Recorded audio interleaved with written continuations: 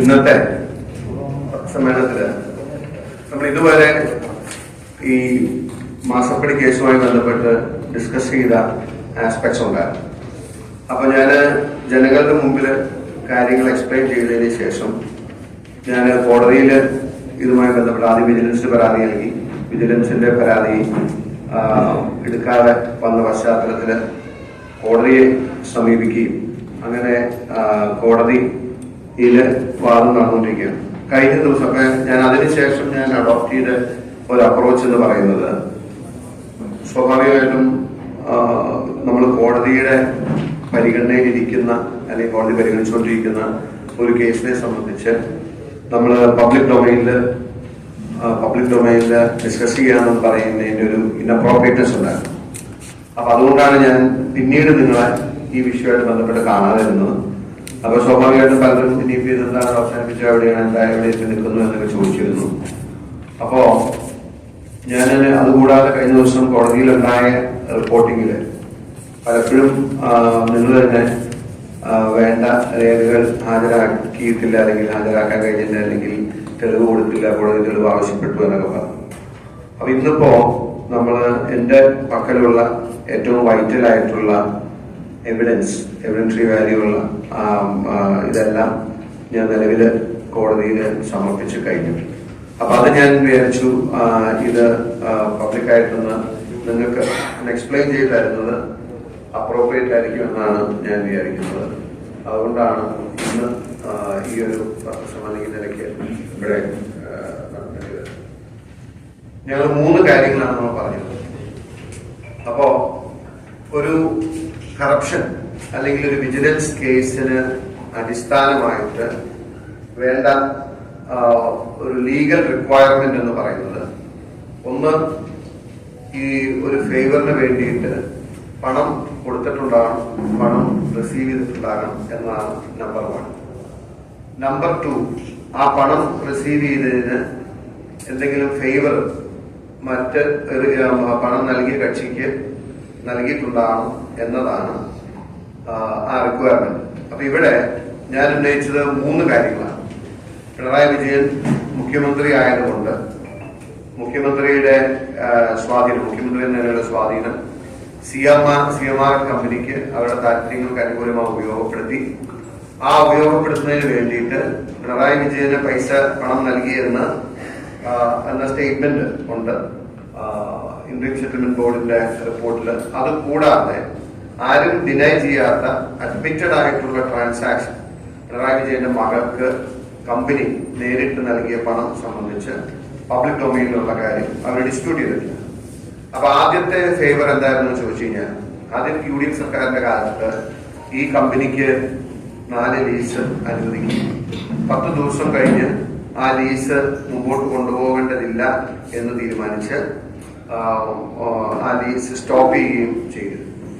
അതിനുശേഷം നീണ്ട ഒരുപക്ഷെ ഒരു 10-12 വർഷക്കാലം കമ്പനി ലീഗലായിട്ട് അതിനുവേണ്ടി ഫൈറ്റ് ചെയ്യുകയും കേരള ഹൈക്കോടതിയിലെ സിംഗിൾ ബെഞ്ചിലും ഡിവിഷൻ ബെഞ്ചിലും അവർക്ക് അനുകൂലമായ വിധി വരികയും എന്നിട്ടും സർക്കാരുകൾ അപ്പീൽ പോയി സുപ്രീം കോടതി അവസാനം പരിഗണിക്കുകയും സുപ്രീം കോടതിയിലെ വിധി വരുമ്പോൾ സർക്കാരിന് കേരള ഹൈക്കോടതി വിധി അംഗീകരിക്കുമ്പോൾ തന്നെ സർക്കാരിന് വേണമെങ്കിൽ ആ ഭൂമി ഏറ്റെടുക്കാനുള്ള ഒരവസരം സുപ്രീം കോടതി വിധി നൽകുകയും ചെയ്തു.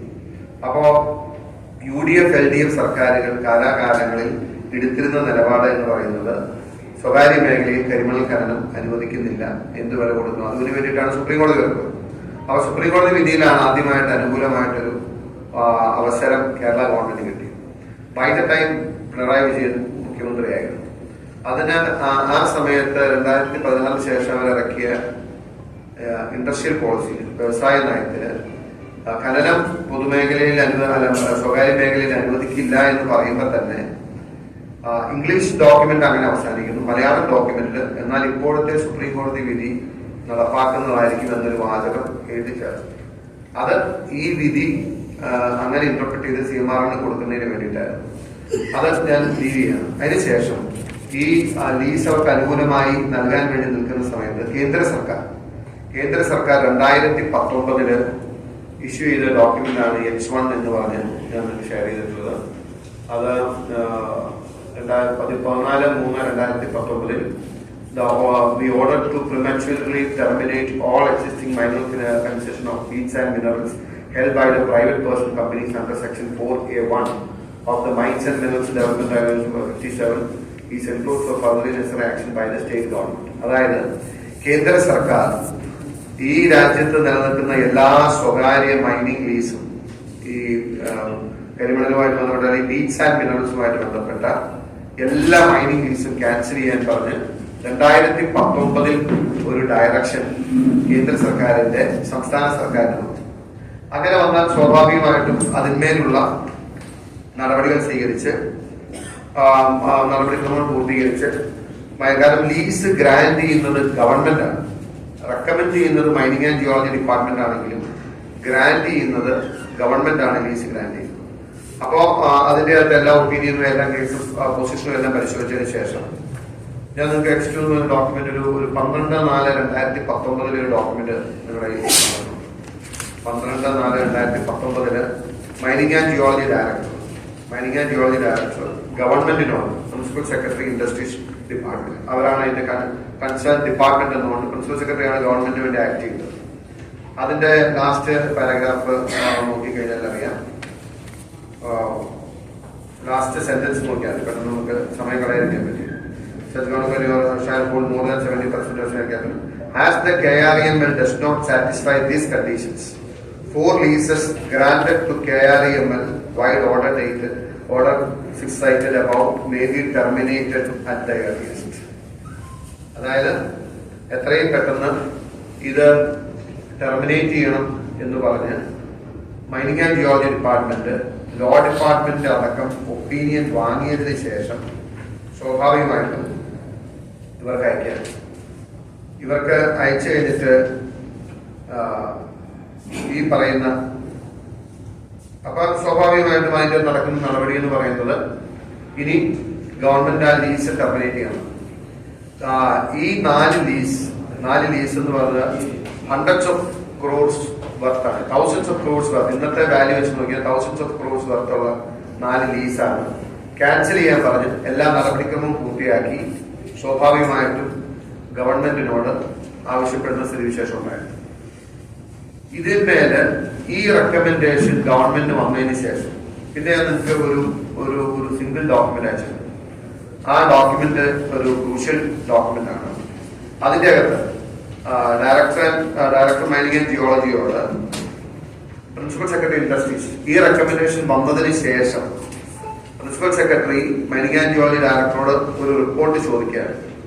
ആ റിപ്പോർട്ടിൽ എന്തൊക്കെ വേണമെന്ന് അതിന്റെ എഴുതിയിട്ടുണ്ട്. As instructed in the meeting held, I hope you have the paper with U.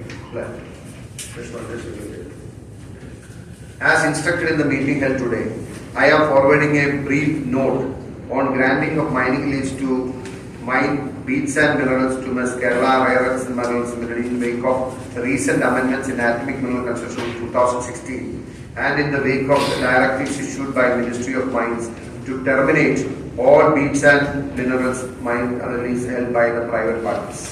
അത് സംബന്ധിച്ച് മൈനിങ് ആൻഡ് ജിയോളജി ഡയറക്ടർ ഈ പ്രിൻസിപ്പൽ സെക്രട്ടറിക്ക് റിപ്പോർട്ട് കൊടുക്കുമ്പോൾ ആ പ്രിൻസിപ്പൽ സെക്രട്ടറി 2 അതിന്റെ അകത്ത് മാർക്ക് ചെയ്തിരിക്കുന്നതാണ് നമ്മൾ കാണുന്നത്. പേന കൊണ്ട് റിട്ടേൺ മാർക്കിംഗ് ആയിരുന്നു. അതിന് എഴുതിയിരിക്കുന്ന ഇതാണ്: please process this. We may need in principle approval before seeking law vetting. Law department അയക്കുന്നതിന് മുമ്പ് ഇൻ പ്രിൻസിപ്പൽ അപ്രൂവൽ ഒരുപക്ഷെ നമ്മൾ കൊടുക്കേണ്ടി വന്നേക്കാം. CM is reviewing this on 4/9/2019. Let's be ready with the meeting. അതായത് നമുക്ക് മനസ്സിലാവുന്നത് മൈനിങ് ആൻഡ് ജിയോളജി ഡിപ്പാർട്ട്മെന്റ് ഈ കേന്ദ്ര സർക്കാർ നിർദ്ദേശപ്രകാരം ഈ 4 ലീസുകൾ ടെർമിനേറ്റ് ചെയ്യാൻ പറഞ്ഞതിന് ശേഷം മുഖ്യമന്ത്രി മീറ്റിംഗ് വിളിച്ചു. മുഖ്യമന്ത്രിയുടെ വകുപ്പല്ല, ഇൻഡസ്ട്രീസ് ഡിപ്പാർട്ട്മെന്റ് നാച്ചുറൽ കോഴ്സിൽ ഒരു ഫയൽ എൻഡ് ചെയ്യുന്നതെന്ന് വെച്ച് കഴിഞ്ഞാൽ ഈ പ്രിൻസിപ്പൽ സെക്രട്ടറി ഞാൻ ക്യാൻസൽ ചെയ്താൽ അത് അവിടെ അവസാനിക്കുകയാണ്. ഇതാണ് സാധാരണയുള്ള രീതി എന്ന് പറയുന്നത്. അപ്പോ അത് കഴിഞ്ഞിട്ട് മുഖ്യമന്ത്രി മീറ്റിംഗ് വിളിച്ചുവെന്നും മുഖ്യമന്ത്രി റിവ്യൂ ചെയ്യുന്നുവെന്നും പറഞ്ഞു. അപ്പോ അങ്ങനെയാണ് ആ ഫയല് ടെർമിനേറ്റ് ചെയ്യാതെ പോകുന്നത്. ഇനി ഞാൻ ഒരു സ്റ്റാർ 4 ഇട്ട ഒരു ഡോക്യുമെന്റ്, ഇതാണ് സർക്കുലേഷൻ നോട്ട് എന്ന് പറയുന്നത്. ഈ സർക്കുലേഷൻ നോട്ട് ഇന്റേണലി അവർ സർക്കുലേറ്റ് ചെയ്യുന്ന നോട്ടാണ്. ഈ കാര്യങ്ങളെല്ലാം പറഞ്ഞതിന് ശേഷം അതിന്റെ 441 പാരാ 441 ആണ് അതിന്റെ ക്രൂഷ്യൽ ആയിട്ടുള്ള കാര്യം പറയുന്നത്. ഞാൻ ആ ഭാഗം ഒന്ന് വായിക്കാം. It may again be noted that Ministry of Mines letter dated 19/3/2019 directed the state governments to prematurely terminate all existing mineral concessions of beads and minerals held by private persons companies as per the provisions of section 4A1 and 4A3 of MMDR Act 1957. Now the LD means the Law Department, has advised to prematurely release the mining leases granted to KRML. However, as per the decision number 7 taken in the meeting chaired by Honorable CM on 5/9/2019, it was decided to sought legal opinion from Advocate General regarding the judgment of Honorable Apex Court dated 8/4/2016. Terminate ചെയ്യാൻ തീരുമാനിച്ചിരിക്കുമ്പോൾ മുഖ്യമന്ത്രിയുടെ അധ്യക്ഷതയിൽ യോഗം ചേർന്ന് മുഖ്യമന്ത്രിയുടെ അധ്യക്ഷതയിൽ ചേർന്ന യോഗത്തിന്റെ 7ാം number തീരുമാനപ്രകാരം ഈ ഇതിനെ സംബന്ധിച്ച് അഡ്വക്കേറ്റ് ജനറൽ ഒപ്പീനിയൻ അയക്കാൻ പറയുകയും അങ്ങനെ ഈ ലീസ് ടെർമിനേറ്റ് ചെയ്യുന്ന പ്രോസസ്സ് സ്റ്റോപ്പ് ചെയ്യുകയും ചെയ്യും. എന്നിട്ട് 2019 നടന്ന ഈ പ്രോസസ്സ് ലീസ് 2019 ടെർമിനേറ്റ് ചെയ്തില്ല, 20 ടെർമിനേറ്റ് ചെയ്തില്ല, 21 ടെർമിനേറ്റ് ചെയ്തില്ല, 22 ടെർമിനേറ്റ് ചെയ്തില്ല, 23, 24 ഞാൻ ഈ വിജിലൻസ് കേസ് ഫയൽ ചെയ്തതിന് ശേഷമാണ് ഗവൺമെന്റ് ഈ KRMLന്റെ മൈനിങ് ലീസ് ടെർമിനേറ്റ് ചെയ്യുന്നത്. അപ്പോ എന്റെ ചാർജ് കേസ് നമ്പർ 1, അതായത് KRMLന് അനുവദിച്ചിരുന്ന മൈനിങ് ലീസ് സേവ് ചെയ്യാൻ വേണ്ടി മുഖ്യമന്ത്രി എന്ന ആ പദവിയിലെ അധികാരം ഉപയോഗിച്ച് നേരിട്ട് മീറ്റിംഗ് വിളിച്ചു ചേർത്ത് നിർദ്ദേശം നൽകി ആ തീരുമാനം അല്ലെങ്കിൽ ആ ടെർമിനേഷൻ ഹോൾഡ് ചെയ്ത് ഈ 2024 വരെ 24 ഞാൻ ഈ വിജിലൻസ് കേസ് ഫയൽ ചെയ്തതിന് ശേഷം മാത്രമാണ് ഈ കേസ് ഈ ടെർമിനേഷൻ ഉണ്ടായിട്ടുള്ളത്. എന്തിനു വേണ്ടിയിട്ടാണ് ഇത് ഹോൾഡ് ചെയ്ത് വെച്ചതെന്ന് ചോദിച്ചു കഴിഞ്ഞാൽ ഈ കാലം അത്രയും ഈ CMR അടക്കമുള്ള മൈനിങ് കമ്പനികൾ കേന്ദ്രത്തില് ഈ നിയമം മാറ്റുന്നതിന് വേണ്ടിയിട്ടുള്ള ഇന്റൻസ് ലോബിങ് നടക്കുക. ഒരുപക്ഷെ ഈ ഗവൺമെന്റ് വീണ്ടും അധികാരത്തിൽ വരികയാണെങ്കിൽ ഒരുപക്ഷെ ഇത് മാറിയെന്ന് വരാം. ഇത് മാറിക്കഴിഞ്ഞാൽ ഏതെങ്കിലും സമയത്ത് ഈ പ്രൈവറ്റ് പാർട്ടീസിന് ഹോൾഡ് ചെയ്യാന്ന് പറഞ്ഞിരുന്നെങ്കിൽ ഈ ലീസ് വീണ്ടും ആക്റ്റീവായി കൊണ്ടുവരാൻ പറ്റുന്നത്. അതുകൊണ്ടാണ് സ്വാഭാവികമായിട്ടും ഇത് ഹോൾഡ് ചെയ്തത്. കൊടുക്കണം. ഇതാണ് കേസ് നമ്പർ 1. രണ്ടാമത്തെ കാര്യം, ഇനി ഇവര് ഇതിനു വേണ്ടിയിട്ട് ഏകദേശം 24 ഹെക്ടർ സ്ഥലം അവിടെ വാങ്ങിയിരുന്നു.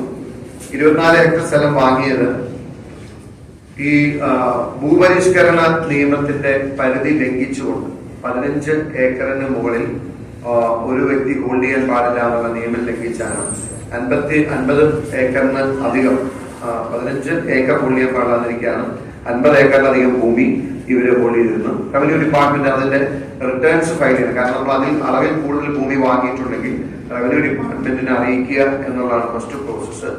ആ പ്രോസസ്സ് ഇവര് കംപ്ലീറ്റ് ചെയ്തില്ല എന്ന് മാത്രമല്ല, അതിന്റെ പേരില് ഇവർക്കെതിരെ മിച്ചഭൂമി കേസ് രജിസ്റ്റർ ചെയ്ത് LC കേസ് രജിസ്റ്റർ ചെയ്ത് ഭൂമി ഏറ്റെടുക്കുന്നതിന് വേണ്ടിയിട്ടുള്ള നടപടിക്രമം ആരംഭിച്ച സമയത്ത് ആദ്യം ഇവർക്ക് മൈനിങ് പ്രോജക്റ്റ് തുടങ്ങാനുള്ള ഇൻഡസ്ട്രിയൽ സാങ്ഷൻ ആണ് വേണ്ടതെന്നും അതൊരു ഇൻഡസ്ട്രിയൽ പർപ്പസ് ആണ് എന്ന് പറഞ്ഞ് ഒരു അപേക്ഷ കൊടുക്കുകയും ആ അപേക്ഷ റവന്യൂ ഡിപ്പാർട്ട്മെന്റ് പരിഗണിച്ച് തള്ളിക്കളയും. കാരണം അവർക്ക് മൈനിങ്ങിനുള്ള യാതൊരു പെർമിഷൻസും കിട്ടിയിട്ടുണ്ടായിരുന്നില്ല. മൈനിങ്ങിനുള്ള പെർമിഷൻ കിട്ടാത്ത നിലയ്ക്ക് അവരെ തള്ളിക്കളഞ്ഞു. അവരെ തള്ളിക്കളഞ്ഞതിന് ശേഷം ഞാൻ ഇന്ന് ആ ഡോക്യുമെന്റ് നിങ്ങളോട് ഷെയർ ചെയ്യുന്നുണ്ട്. അതിനുശേഷം രണ്ടാവർത്തി ഇവര് മുഖ്യമന്ത്രിക്ക് നേരിട്ട് ആ ഡോക്യുമെന്റ് സർക്കുലേറ്റ് ചെയ്യണം. ഭൂപരിധി ഇളവ് നൽകുന്നതിനുള്ള അപേക്ഷ പിണറായി വിജയന് നൽകുകയും പിണറായി വിജയൻ അതിന്റെ വേണ്ട നടപടിക്കായി താഴ്ചയെ കുറിച്ചതിന് ശേഷം നിങ്ങൾ അറിയേണ്ട ഒരു കാര്യം, 2 വട്ടം ആ പ്രോജക്റ്റ് റിജക്ട് ചെയ്തു. അതായത് ഭൂപരിധി ഇളവ് നൽകാൻ കഴിയില്ലായിരുന്നു, ആ പ്രോജക്റ്റ് അപ്രൂവ് ചെയ്യാൻ പറ്റുന്നതല്ല എന്ന് പറഞ്ഞ് തള്ളിക്കളഞ്ഞതിന് ശേഷം അവർക്ക് വേറെ ഏതെങ്കിലും പ്രൊജക്ട് സമർപ്പിക്കണമെങ്കിൽ ആവാം എന്ന് പറഞ്ഞ് ഒരവസരം അവർക്ക് കൊടുക്കുകയും നമ്മൾ പരിശോധിച്ചാൽ ആലപ്പുഴ ജില്ലാ കളക്ടറായി 3/3/2022 രേണുരാജ് നിയമിക്കപ്പെട്ടു. ആ രേണുരാജ് 3/3/2022 കളക്ടറായി നിയമിതയായതിനു ശേഷം സ്വാഭാവികമായിട്ടും ഇവര് പുതിയ അപേക്ഷ പരിഗണനയ്ക്ക് വരികയും ആദ്യം മൈനിങ് പർപ്പസിന് വേണ്ടി വാങ്ങിയ ഭൂമിയാണെന്നും മൈനിങ്ങിന് വേണ്ടിയിട്ടാണ് ഇത് ഞങ്ങൾ ചെയ്യാൻ ഉദ്ദേശിക്കുന്നത് എന്ന് പറഞ്ഞ് സമർപ്പിച്ച അപേക്ഷ തള്ളിയതിന് പിന്നാലെ ഇത് ടൂറിസം പർപ്പസിനാണ് എന്ന് പറഞ്ഞ് ടൂറിസം ഡിപ്പാർട്ട്മെന്റിന്റെ കീഴിൽ കൊണ്ടുവന്ന് KSIDC അതുപോലെ തന്നെ ടൂറിസവുമായിട്ട് ബന്ധപ്പെട്ട KSID അവരുടെ പെർവ്യൂവിൽ കൊണ്ടുവന്ന് അതിനു വേണ്ടിയിട്ട് ഒരു പ്രത്യേക ജില്ലാ സമിതി 5/6/2022 ജില്ലാ സമിതി കൂടി. ആ ജില്ലാ സമിതി കൂടി വിചിത്രമായ ഒരു ഓർഡർ പാസ് ചെയ്തിട്ടുണ്ട്. ആ ഓർഡറിന്റെ കോപ്പി ഞാനിപ്പോ നിങ്ങൾക്ക് സർക്കുലേറ്റ് ചെയ്യുന്നത് കോടതി പ്രൊഡ്യൂസ് ചെയ്ത രേഖയാണ്. അതായത് ആ ഭൂപരിഷ്കരണ നിയമത്തിന് ഇളവ് ചോദിച്ചുകൊണ്ട് രണ്ടാമത് കൊടുത്ത അപേക്ഷയില് വളരെ വിചിത്രമായി, അതായത് സാധാരണഗതിയിൽ അങ്ങനത്തെ ഒരു അപേക്ഷയിൽ അനുകൂലമായ തീരുമാനം എടുക്കണമെന്നുണ്ടെങ്കിൽ എല്ലാ അനുമതികളും കിട്ടിയിരിക്കണമെന്നുണ്ട്. എല്ലാ അനുമതികളും ടൂറിസവുമായി ബന്ധപ്പെട്ട ഒരനുമതികളും കിട്ടിയിട്ടില്ല എന്നും സമ്പാദിച്ചിട്ടില്ല എന്നും അതിന്റെ അകത്ത് തന്നെ ആ രേഖയിൽ തന്നെ പറഞ്ഞിട്ടുണ്ട്. എന്നിട്ട് അതിന്റെ അകത്ത് ടൂറിസം ഡിപ്പാർട്ട്മെന്റ് ഭാഗമായിരുന്ന KSIDCയുടെ പ്രതിനിധി പറഞ്ഞു, ഇത് ഈ ജില്ലയ്ക്ക് വളരെ ഗുണകരമായ പ്രോജക്റ്റാണ്, ഇത് നമുക്ക് പരിഗണിക്കാവുന്ന പ്രോജക്റ്റാണ് എന്ന് പറഞ്ഞു. അങ്ങനെ വളരെ വിചിത്രമായ ഒരു ഉത്തരവ് ഈ രേണുരാജ് കളക്ടറായിരുന്ന സമയത്ത് അവര്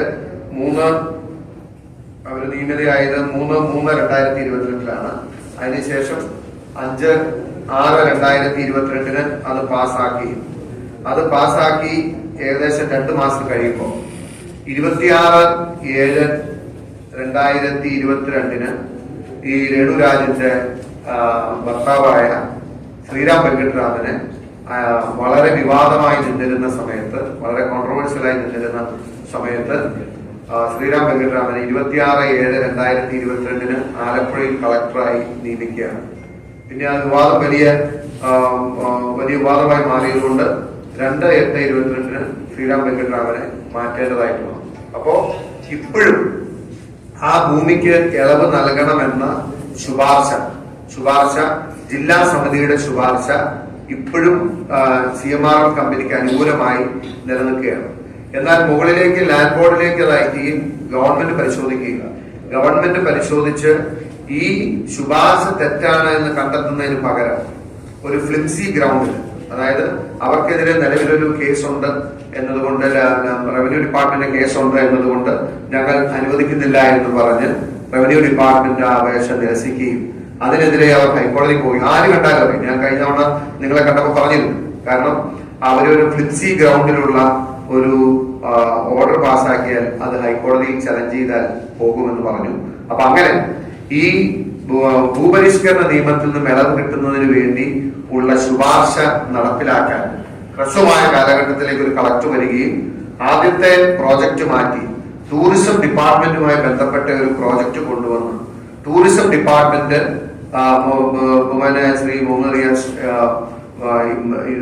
അടക്കം ഇപ്പോ കൈകാര്യം ചെയ്യുന്ന ഡിപ്പാർട്ട്മെന്റ് അതിനനുകൂലമായ നിലപാട് സ്വീകരിക്കുകയും അങ്ങനെ വിചിത്രമായ രീതിയിൽ ഭൂപരിധിയിൽ ഇളവ് CMRL നൽകണമെന്ന് പറഞ്ഞുള്ള ഓർഡർ ജില്ലാ സമിതി പാസ്സാക്കി. ഇപ്പോഴും ആ ഓർഡർ നിലനിൽക്കുകയാണ്. ആ ഓർഡർ നിങ്ങൾ പരിശോധിച്ചാൽ അറിയാം.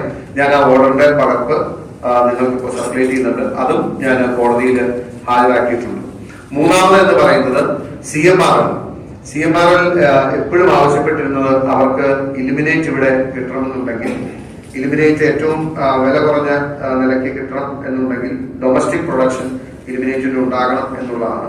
അതിനു വേണ്ടിയിട്ട് ഇവര് പലപ്പോഴും പിണറായി വിജയനെ നേരിട്ട് ഒരു അപേക്ഷ കൊടുക്കുകയും അവിടുത്തെ ട്രേഡ് യൂണിയൻകാരെല്ലാം ചേർന്ന് ഞങ്ങളുടെ കമ്പനിയുടെ നിലനിൽപ്പ് അപകടത്തിലാണെന്നും ആ നിലനിൽപ്പ് അപകടത്തിലായതുകൊണ്ട് ഞങ്ങൾക്ക് കമ്പനി പ്രവർത്തിക്കാൻ വേണ്ട എലിമിനേറ്റ് കിട്ടുന്നതിന്, ഡൊമസ്റ്റിക് ആയി കിട്ടുന്നതിന് പ്രാദേശികമായി ഞങ്ങളിപ്പോൾ ഇമ്പോർട്ട് ചെയ്യുന്നതുകൊണ്ട് വലിയ നഷ്ടങ്ങൾ ഉണ്ടാകുന്നു. അതുകൊണ്ട് കമ്പനിക്ക് എലിമിനേറ്റ് കിട്ടുന്നതിന് വേണ്ട നടപടി സ്വീകരിക്കണമെന്ന് പറഞ്ഞ് പിണറായി വിജയൻ അപേക്ഷ കൊടുത്തതിന് ശേഷം പ്രളയത്തിന്റെ പശ്ചാത്തലത്തിൽ ഡിസാസ്റ്റർ മാനേജ്മെന്റിന്റെ അധികാരം ഉപയോഗിച്ച്, മുഖ്യമന്ത്രി ഡിസാസ്റ്റർ മാനേജ്മെന്റിന്റെ ചെയർമാൻ എന്ന അധികാരം ഉപയോഗിച്ച് തോട്ടപ്പള്ളി സ്പിൽവേയിൽ നിന്നും മണല് നീക്കം ചെയ്യണമെന്ന തീരുമാനം, അതായത് ആദ്യം ഇത് ഇനീഷ്യേറ്റ് ചെയ്യുന്നത് മുഖ്യമന്ത്രിയുടെ അധ്യക്ഷതയിൽ ചേർന്ന യോഗത്തിലാണ്.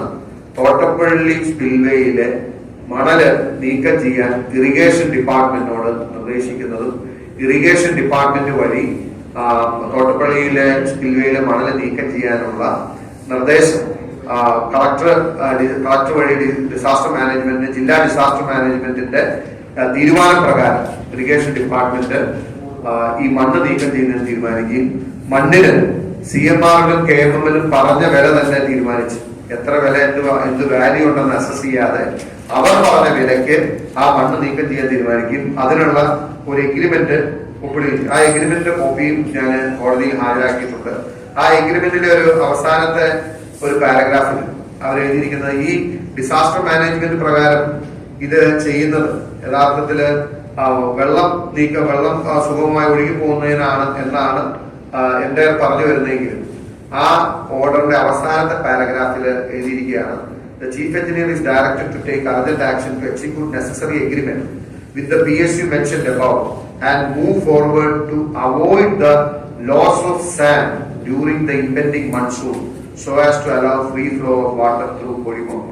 അതായത് എപ്പോഴെങ്കിലും കള്ളി വെളിച്ചത്താവെന്ന് പറഞ്ഞ പോലെ ആ എഗ്രിമെന്റിന്റെ 8ാമത്തെ ക്ലോസിൽ പറയുകയാണ്, മഴ വന്ന് ആ മണ്ണ് നഷ്ടപ്പെടുന്നതിന് മുമ്പ് ആ മണ്ണ് എടുക്കാൻ വേണ്ടിയിട്ട് PSUവിനോട് യുദ്ധകാല അടിസ്ഥാനത്തിൽ വേഗം അർജന്റ് ആക്ഷൻ എടുത്ത് ആ മണ്ണ് എടുക്കണമെന്ന്. അപ്പോ ഈ entire process disaster management act പ്രകാരം ഈ ദുരന്ത നിവാരണ അതോറിറ്റിയുടെ അധികാരം ഉപയോഗിച്ച് തോട്ടപ്പള്ളി സ്പിൽവേയിൽ നിന്നും മണ്ണ് നീക്കം ചെയ്തത് ഈ ഇലിമിനേറ്റ് അവൈലബിലിറ്റി ഉണ്ടാക്കുന്നതിന് വേണ്ടിയാണെന്ന് തെളിയിക്കുന്ന ഈ രേഖയും ഇന്ന് കോടതിയിൽ ഞങ്ങൾ ഹാജരാക്കിയിട്ടുണ്ട്. കോടതിയിൽ ഹാജരാക്കി കഴിഞ്ഞ എല്ലാ രേഖകളും ഇന്ന് ഞാൻ നിങ്ങൾക്ക് അവൈലബിൾ ആക്കാം, നിങ്ങൾക്ക് പരിശോധിക്കാം. ഒരു ലേമാൻ എന്ന നിലയിൽ, ഒരു പൊതുപ്രവർത്തകൻ എന്ന നിലയിൽ, ഒരു ജനപ്രതിനിധി എന്ന നിലയിൽ ഈ കാര്യത്തിൽ സംഭരിക്കാൻ കഴിയുന്ന രേഖകളും തെളിവുകളും 100% വ്യക്തതയോടുകൂടി കോടതി മുമ്പാകെ ഹാജരാക്കിയിട്ടുണ്ട്. ഇത് സംബന്ധിച്ചുള്ള ആർഗ്യുമെന്റ് നോട്ടും വളരെ ഡീറ്റെയിൽ ആയി നൽകിയിട്ടുണ്ട്. അതായത് പിണറായി വിജയന്റെ മകൾ വീണ വിജയൻ പണം വാങ്ങി എന്ന് തെളിയിക്കുന്ന രേഖകളുണ്ട്. അത് എസ്റ്റാബ്ലിഷ്ഡ് അൺഡിസ്പ്യൂട്ടഡ് ഫാക്ട് ആണ്. ഈ പണം കൊടുത്തുകൊണ്ടിരിക്കുന്ന പീരീഡിൽ മുഖ്യമന്ത്രി എന്ന നിലയിൽ പിണറായി വിജയൻ ഈ കമ്പനിയുടെ താല്പര്യങ്ങൾക്ക് അനുസൃതമായി ഈ കമ്പനിയുടെ ലീസ് സംരക്ഷിക്കാൻ, ഈ കമ്പനിയുടെ ഭൂപരിധിയുടെ ഇളവ് ലഭ്യമാക്കുന്നതിന് വേണ്ടി ഈ കമ്പനി പ്രവർത്തിക്കുന്നതിന് ഇലിമിനേറ്റ് എന്ന റോ മെറ്റീരിയൽ വിലക്കുറവിൽ ഡൊമസ്റ്റിക് ആയിട്ടുള്ള മാർക്കറ്റിൽ അവൈലബിൾ ആകുന്നതിന് വേണ്ടിയിട്ട് ഡിസാസ്റ്റർ മാനേജ്മെന്റിന്റെ വെളിച്ചത്തിൽ ഇറക്കിയ ഉത്തരവുകളുടെ അടിസ്ഥാനത്തിൽ മണ്ണ് നീക്കം ചെയ്യാൻ വേണ്ടി ഏർപ്പെട്ട എഗ്രിമെന്റ്, ആ എഗ്രിമെന്റിൽ തന്നെ വെള്ളം ഒഴുകി പോകുന്നതിനേക്കാൾ മുമ്പ്, അല്ലെങ്കിൽ വെള്ളം ഒഴുകി മണ്ണ് നഷ്ടപ്പെടുന്നതിന് മുമ്പ് ആ മണ്ണെടുക്കണം എന്ന് നിർദ്ദേശിക്കുന്ന രേഖ അടക്കം, അതായത് ആ എൻറ്റയർ പ്രോസസ്സിന്റെ താല്പര്യം മണ്ണെടുക്കുക എന്നതായിരുന്നു തെളിയിക്കുന്ന ഇത്രയും രേഖകൾ. ഇനി ഇതിനോടനുബന്ധിച്ച് മറ്റ് അനുബന്ധ രേഖകളുണ്ട്. ഞാൻ ഏറ്റവും കോറായിട്ടുള്ള ഇതാണ് ഇപ്പൊ പറഞ്ഞത്. അതായത് ഇനി ബാക്കിയുള്ള അനുമതി നമുക്ക് എക്സ്പോസ് ചെയ്യണമെന്നുണ്ടെങ്കിൽ ഇനി സെക്രട്ടേറിയറ്റിലെ ഫയലുകളും മറ്റു നടപടിക്രമങ്ങളും മിനിറ്റ്സുകളും എല്ലാം കോടതിയിൽ വിളിച്ചു വരുത്തി കോടതിയിൽ എക്സാമിൻ ചെയ്യുന്നുണ്ട്. അപ്പോൾ നിങ്ങൾ പലപ്പോഴും റിപ്പോർട്ടിങ്ങിന്റെ ഭാഗമായി മാസപ്പടിയുമായി ബന്ധപ്പെട്ട തെളിവുകളൊന്നും കോടതിയിൽ ഹാജരാക്കിയില്ല. ഇന്നുകൂടി അന്തരീക്ഷത്തിൽ അങ്ങനെ ഒരു വാർത്തയൊക്കെ വന്നതിന്റെ പശ്ചാത്തലത്തിലാണ് ഞാൻ കോടതിയിൽ ഹാജരാക്കിയ രേഖകൾ മുഴുവൻ പബ്ലിക്കിന് വേണ്ടിയിട്ട്, കാരണം പൊതുജനം മനസ്സിലാക്കണം ഈ കാര്യത്തിൽ ഞാൻ ആദ്യം തുടക്കം മുതൽ ഒരു കാര്യം കേരളത്തിന്റെ പൊതുസമൂഹത്തോട് പറഞ്ഞിരുന്നു. ഈ വിഷയത്തിൽ ആത്മാർത്ഥവും സത്യസന്ധവും സുതാര്യവുമായ ഒരു പോരാട്ടത്തിന് ഞാൻ മുന്നോട്ട് പോകും. എത്ര പേർ സമ്മർദ്ദങ്ങൾ ഉണ്ടായാലും, എത്ര ചലഞ്ചസ് ഉണ്ടായാലും, എത്ര പ്രയാസങ്ങൾ നേരിടേണ്ടി വന്നാലും ഞാനത് ചെയ്യുമെന്ന് പറഞ്ഞു. ഐ ബിലീവ് ഒരു ലേമാൻ എന്ന നിലയിൽ, അല്ലെങ്കിൽ ഒരു പൗരൻ എന്ന നിലയിൽ, അല്ലെങ്കിൽ ഒരു ജനപ്രതിനിധി എന്ന നിലയിൽ, ഒരു പൊതുപ്രവർത്തകൻ എന്ന നിലയിൽ എന്നെ കൊണ്ട് ഈ വിഷയത്തിൽ ചെയ്യാൻ കഴിയുന്ന ഏറ്റവും ആത്മാർത്ഥമായ സത്യസന്ധമായ ഒരു ഫൈറ്റാണ്. ഒരു ലീഗൽ കോഴ്സ് ഞാൻ ഇനീഷ്യേറ്റ് ചെയ്തത്. ഇത്രയും രേഖകൾ കോടതിയിൽ ഹാജരാക്കി ഇത് സംബന്ധിച്ച ആർഗ്യുമെന്റ് ഇന്ന് സമർപ്പിച്ചിട്ടുണ്ട്. Now we will wait for the outcome of